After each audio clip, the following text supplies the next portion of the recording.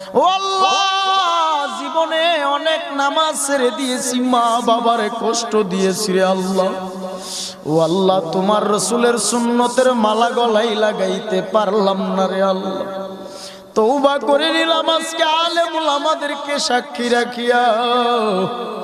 তওবা করলাম আল্লাহর কোনদিন নামাজ ছাড়বো না, রোজা ছাড়বো না, মানুষকে কষ্ট দিব না, সুদের খাতায় নাম লাগাবো না, কোনদিন খারাপ কাজে লিপ্ত হব না।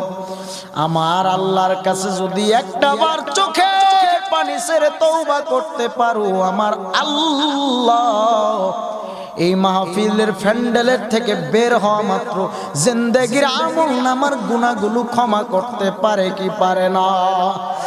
বলেন রহমান তিনি কে, রহিম তিনি কে, রাজ্জাক তিনি কে, জব্বারু তিনি কে? আমার